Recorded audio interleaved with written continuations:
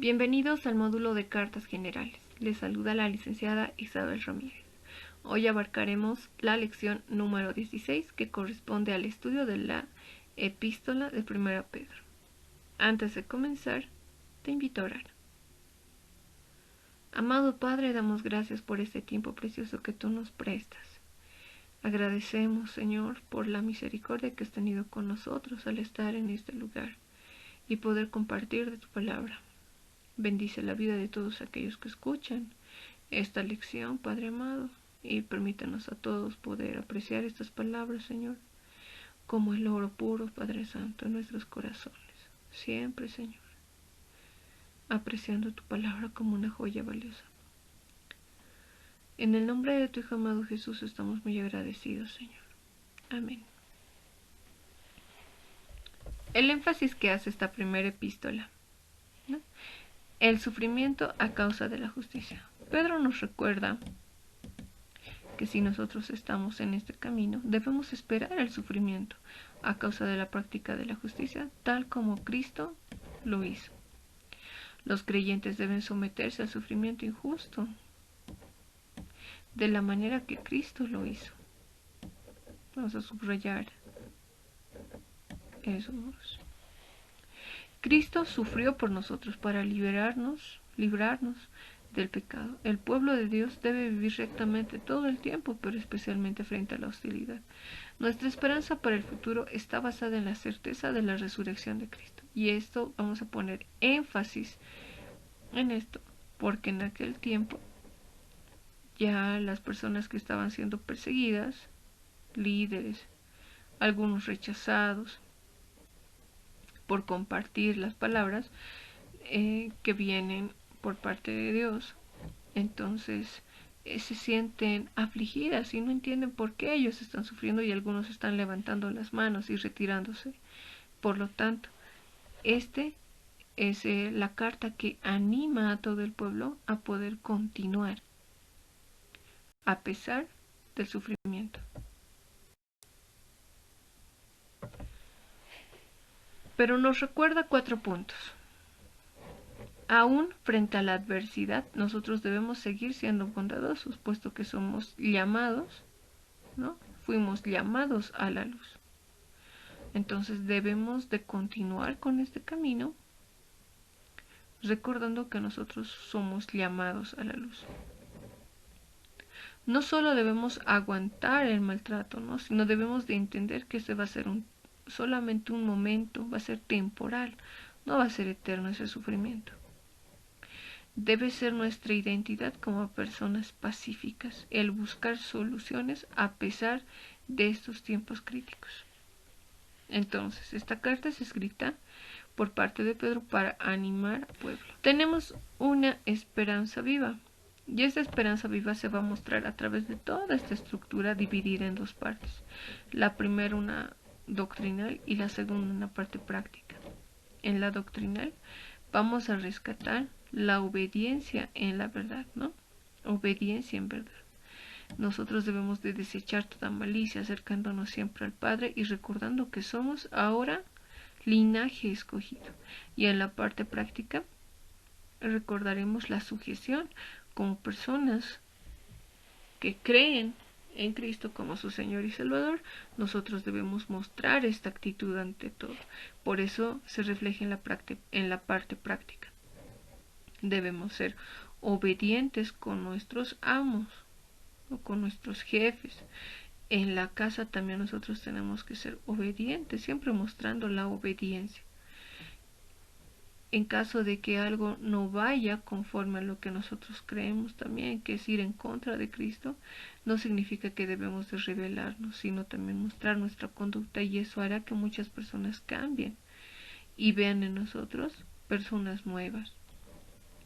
Debemos estar dispuestos a seguir este camino, no perecer, no parar en el camino en el cual nosotros nos encontramos y dando la media vuelta. No, tenemos que continuar recordando siempre cómo Cristo había padecido en la cruz por nuestros pecados. Nosotros tenemos que recordar esto y continuar este camino. También nos menciona que el fin se acerca. ¿no? Por lo tanto, no debemos de sorprendernos por las pruebas que van a venir, porque ya en los evangelios nos decían que tiempos como estos ya los íbamos a poder observar.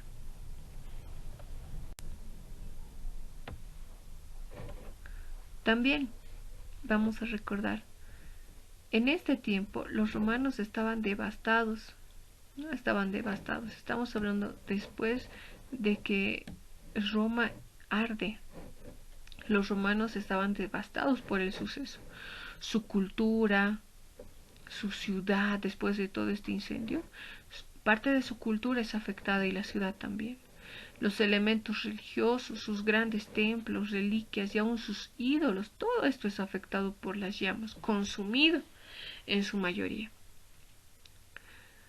Y es por esto, por esta pérdida tan grande en Roma, que el odio lo dirigen directamente a estos creyentes que no le prestaban atención a estos ídolos, entre otras cosas.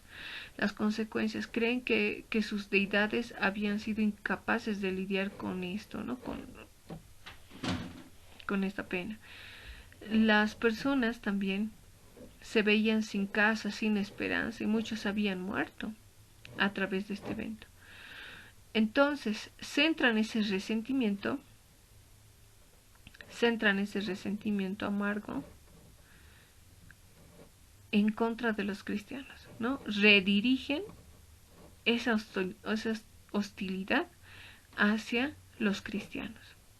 Los odian más porque ellos mismos se dan dando cuenta que los ídolos a los cuales ellos servían son simples elementos frágiles.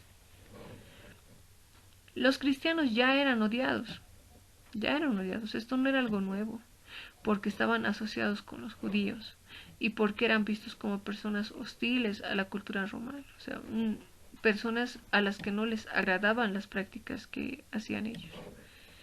Entonces, Nerón esparce esta idea que los que iniciaron este accidente, este fatal evento, fueron los cristianos. Y como resultado, hubo una intensa persecución en contra de los cristianos, aún más fuerte, tocando lugares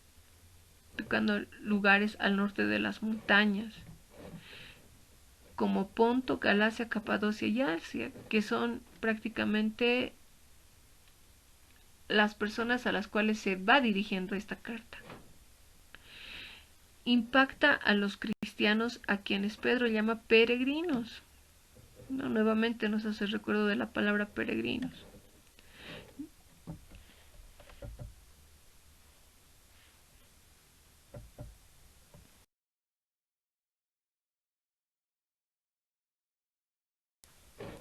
¿Dónde se escribe esta carta?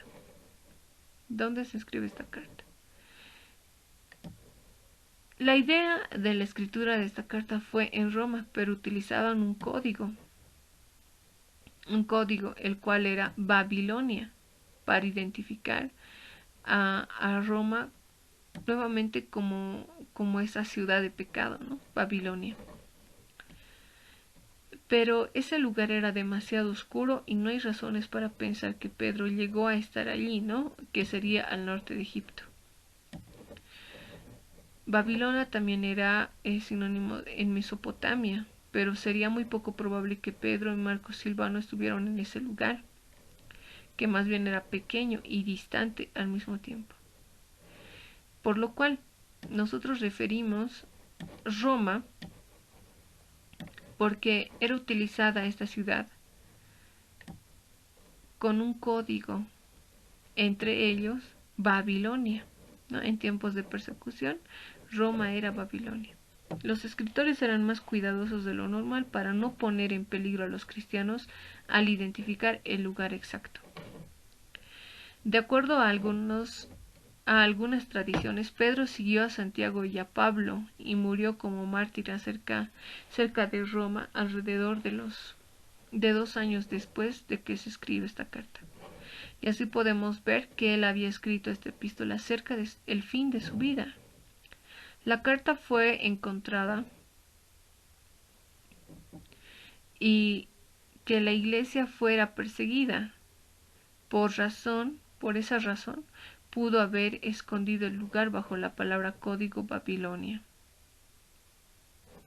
la cual estaba aptamente encajada debido a la idolatría de esa ciudad. Y eso podemos ver en Apocalipsis. La carta de Pedro proporciona recursos necesarios para que los creyentes que resisten pruebas por amor de la fe en Cristo, es decir, una fuente perpetua de estímulo a cada generación de cristianos. Los líderes espirituales son desafiados a identificar a los suyos, y la guerra espiritual debe ser emprendida para mutua protección.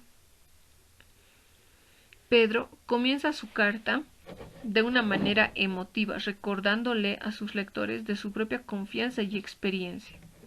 Esta confianza se basa en que Dios le ha proporcionado a cada creyente la conducta correcta de los cristianos en el sufrimiento, que es algo crucial, pero puede ser aplicada a la comunidad, y la conducta deseada, ¿no? Esta ilustra ampliamente por el sufrimiento de Cristo. Entonces énfasis, hace énfasis en que los lectores de esta carta deben poner su confianza en Cristo.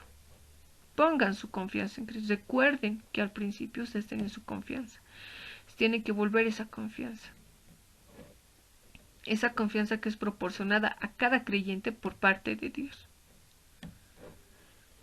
Y esta conducta, esta nueva conducta deseada, ilustra ampliamente el sufrimiento por Cristo. Entonces, tal como Cristo había padecido por hablar de la verdad, entonces nosotros no esperemos lo contrario, ¿no?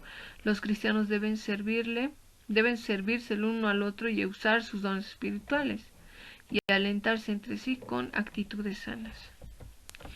Tenemos algunas conexiones también. Le permitían explicar a varios pasajes del Antiguo Testamento a la luz de la vida y la obra del Mesías Jesucristo. Entonces, dentro de la estructura de este libro vamos a encontrar la ley del Antiguo Testamento y los profetas, ¿no? Primera Pedro 1:16 cita Levítico: sed santos porque yo soy santo. Pero el que lo parafrasea explicando que la santidad no es alcanzada por guardar la ley, sino por gracia otorgada a todos los que creen en Cristo. Es alcanzada para guardar la ley. Entonces esto es algo que nosotros no tenemos que olvidar. Nosotros tenemos que guardar siempre la ley. Pedro también explica la referencia a la piedra angular en Isaías 28:16 y el Salmo 118:22, como Cristo, quien fue rechazado por los judíos a causa de su desobediencia e incredulidad. También esta conexión nos hace recuerdo con que Pedro, el llamado Cefas, el cual significa piedra, también es comparado como una piedra angular, y en este tiempo sí tiene mucha relación, ya que Pedro es como una base que les recuerda a esta iglesia a tomar en cuenta todo lo que ha escuchado y debe ponerlo en práctica. Entonces solidifica nuevamente la forma en la cual estos cristianos maduros estaban parados. Incluye la ausencia de pecado, ¿no?, en Cristo. Entonces, en 1 Pedro 2:22 encontramos exhortaciones para vivir santamente a través del poder de Dios que da bendición. Como Cristo fue santo, entonces nosotros también somos llamados a la santidad. Encontramos también estos puntos que son de mucha importancia en la Biblia, a pesar de la adversidad que sus lectores se enfrentan, ¿no? Pedro no los exhorta a separarse de los demás, los llama a empeñarse en la sociedad, haciendo el bien en medio de los incrédulos que han rechazado la palabra de verdad. En esto les enseña a acudir a la gracia de Dios y a todo lo que esto implica. El mensaje de la epístola es la conducta cristiana en medio de una sociedad muy hostil.